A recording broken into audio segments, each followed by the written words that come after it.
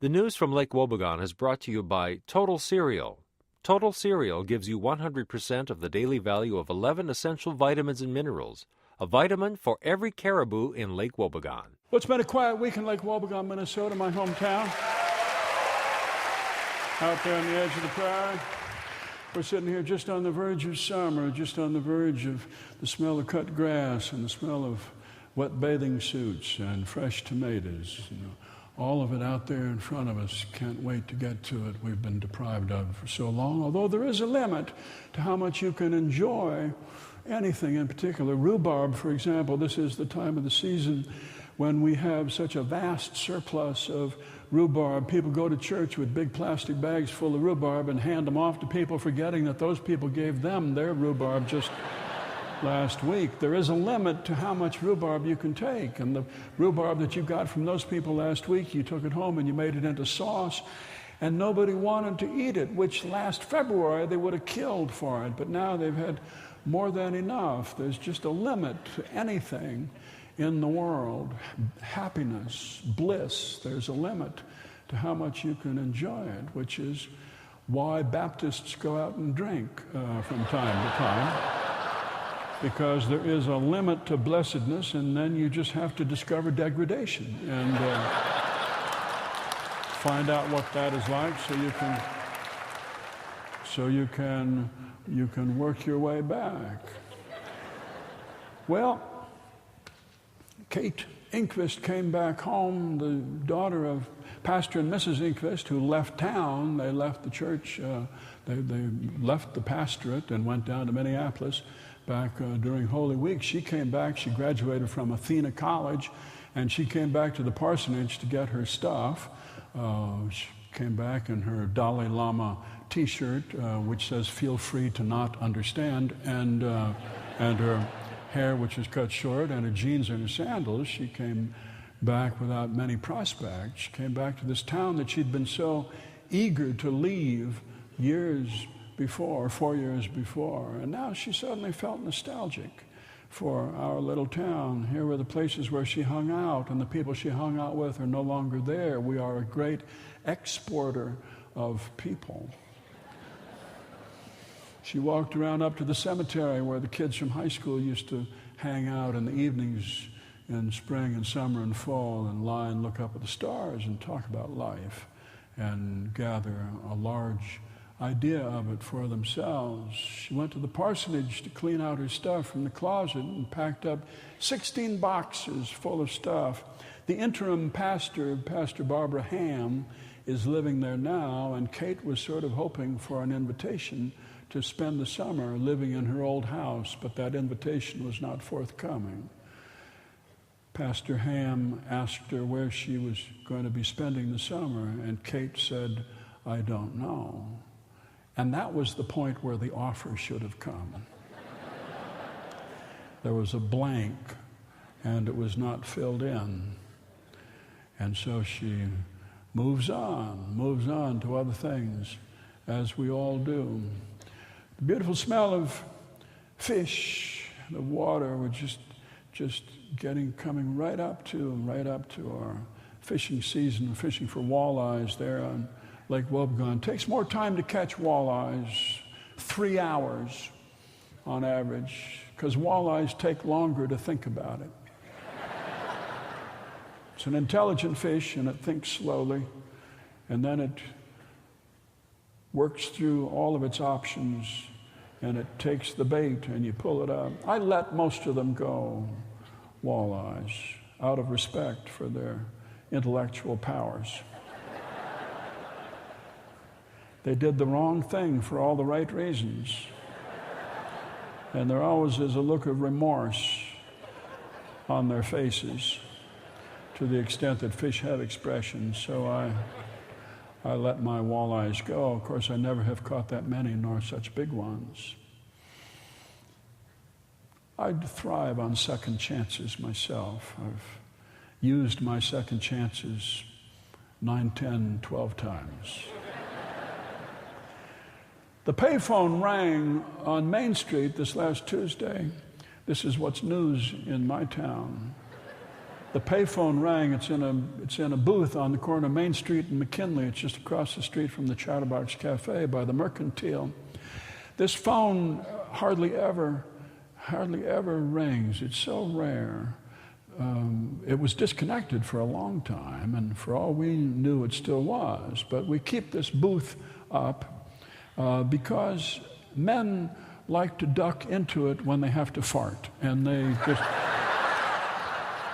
You walk in, it's a superstitious thing.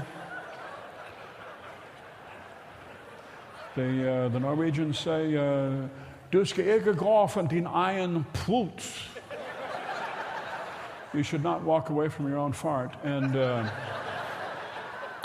so we go in there, and ever so often that phone does ring, and it's always mysterious when it does. This was a call from somebody in Atlanta, Georgia, and they were asking for somebody named Mitch.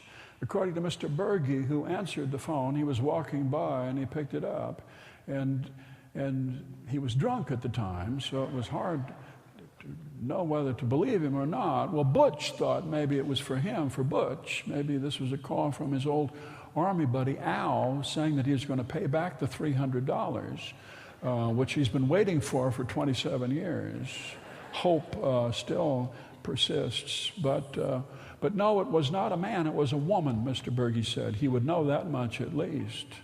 So Clint Bunsen was thinking maybe it was the woman Mavis whom he met in the bar down in Atlanta when he came down to Atlanta to attend the wedding of his friends Al and Eileen. Maybe it was that woman, Mavis. He met her in a bar, the Cecilia Bar, and she was drinking beer. She was a handsome woman, and she was a wonderful dancer, and he danced a couple of dances with her, and then she sat down and she unbuckled her right leg, and she took it off. And she said, "This stump is absolutely killing me," and "Whew, it's just so hot in here," she said. "Whew," she said.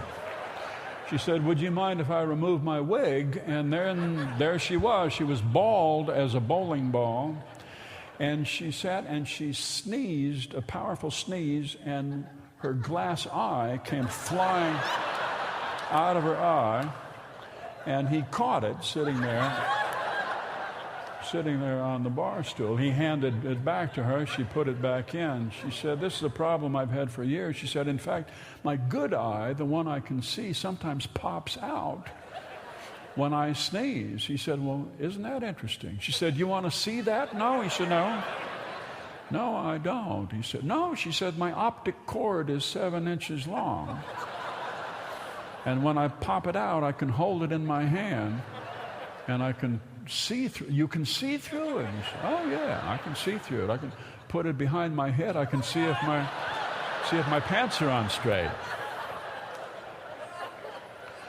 She said, "No, it's just a special gift. It's a special gift. I don't know where it comes from, and I have the gift of seeing people's futures all too clearly. Yours, for example.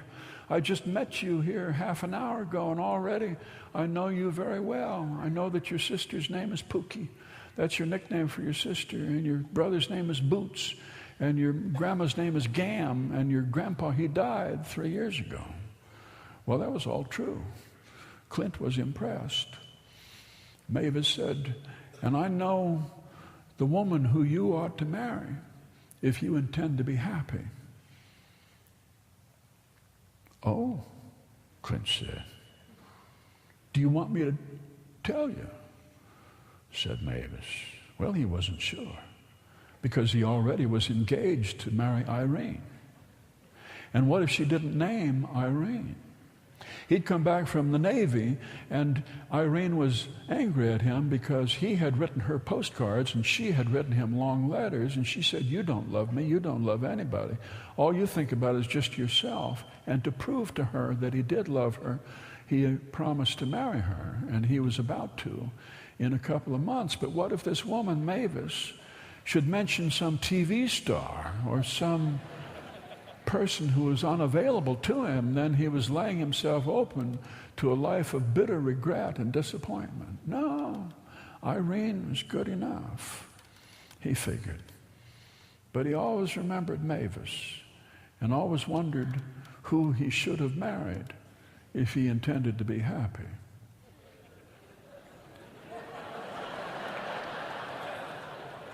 He thought about that again this last week when the search committee went down to Minneapolis for the Synod Assembly, the Lutheran Church. Their search committee is searching for a replacement for Pastor Inkvist, and their job is cut out for them, and they have to move quickly here. They went down to the Synod Assembly, and they went to a bunch of conferences. There was a conference on spiritual gifts, which gave them the willies because you were supposed to stand up in turn as they went around the room, and you're supposed to talk about your spiritual gifts and how you were using them, which is something that just absolutely horrifies a Lutheran. We'd just rather die than talk about these things. And the Lutherans who enjoy talking about these things are not the sort of people you'd want to spend a long time with. No, they went down to the Synod Assembly. They were looking for some clues on how to go about searching for a new pastor, and they went to a cafe which was around the corner from the convention center called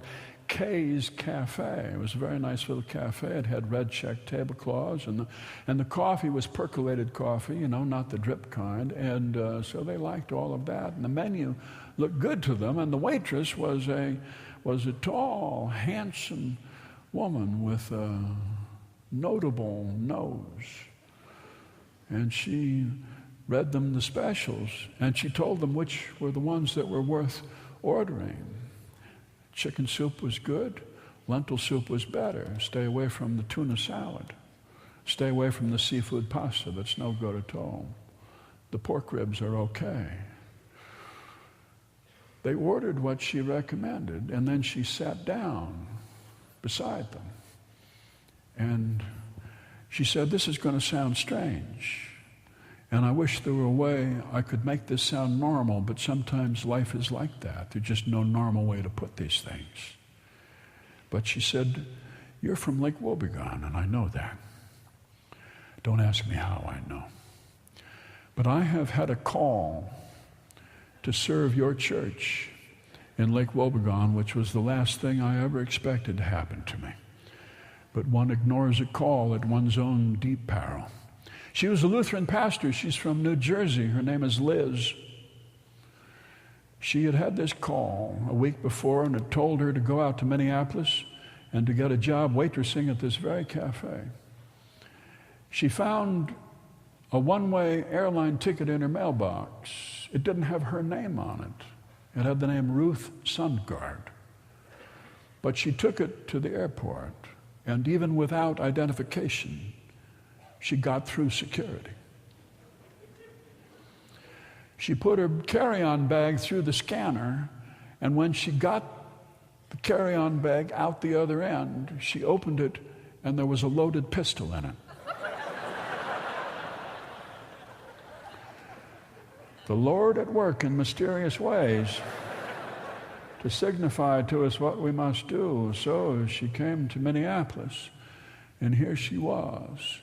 She said, "You can accept me or not, but I'm coming to Lake Wobegon whether you do or not. Makes no difference, because I'm following the call of the Holy Spirit, and I'm coming."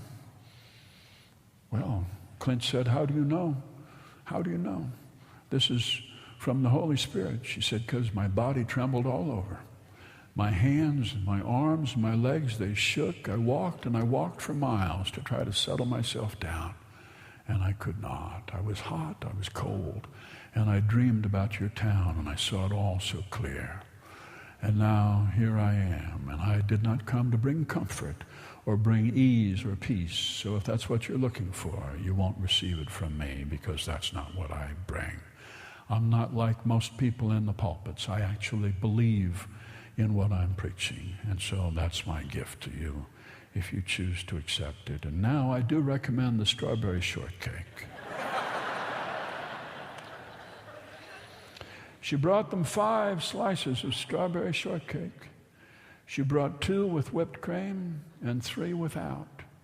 She knew the ones who wanted whipped cream and those who wanted it but shouldn't have it. She knew who they were. They had a long conversation with her, and never at any time did she ever ask them how they were. She just seemed to know. Well, that's the news from Lake Wobegon, where all the women are strong, all the men are good looking, and all the children are above average.